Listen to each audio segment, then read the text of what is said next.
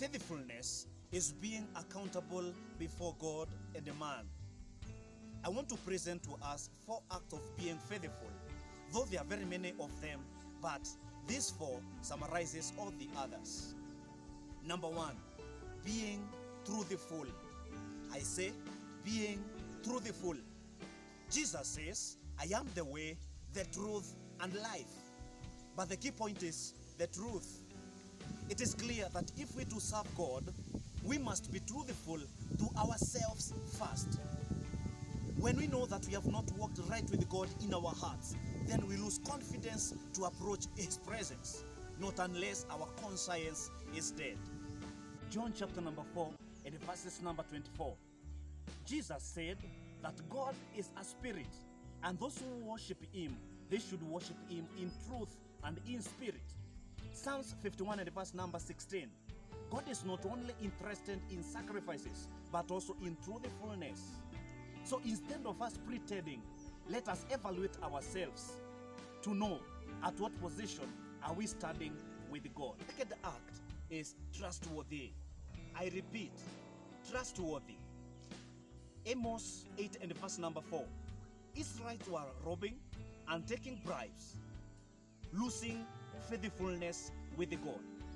Trust is what opens a door for you before people. It is hard to build trust, but it is easy for you to lose that trust. So never take for granted the trust people have in you. As a preacher, as a teacher, or even as a business personnel, or even your partner in marriage. When people lose trust in you, they may forgive you, but they will never trust you again. Your longevity in business, in marriage, as a preacher, is on the trust people have over you. So guard it. Even God says, as long as one is a child, they remain to be a servant until they matures to become a son, so that they can become the heirs in the kingdom. The trust is what matures us and nurtures us and positions us to greater levels. I love Samuel. When he came to a point of death, he stood before the Israelites and he told them, I have been trustworthy before man and even before God. Can you speak that before a fellow man and even God? The third act is obedience. Once again, obedience. The Bible says God values obedience more than sacrifices. So you may be truthful, you may be trustworthy, but as long as you're not obedient, then you are not faithful. I have realized that many times we as Christians, we choose what to obey. God is not a God of partiality. He is a God who loves to be obeyed fully. So as long as you are the one who dictates what to obey and not what to obey, then you are not faithful. So evaluate, are you obedient to God and the other authorities too? Lastly is being spirit-filled. I repeat, being spirit-filled.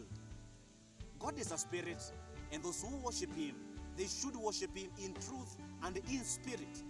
In other words, we can never worship God in flesh. And that's why Paul, the greatest apostle of Jesus, once said, subjecting the flesh to oppression. The oppression here means subjecting it to prayers, to the word, to self-discipline, and also spiritual. In other words, to operate in spirit, it will demand you discipline and time to habit in the presence of God most of the time. Your flesh, to be obedient to the Spirit's promptings, it must be subjected to a lot of discipline, just like we subject our bodily muscles to discipline. So let's evaluate ourselves always and ask, am I true? Am I trustworthy? Am I obedient? And am I spirit-filled or even spirit-led? These are the keys that can help us to remain faithful, not only to God, but also to our fellow men.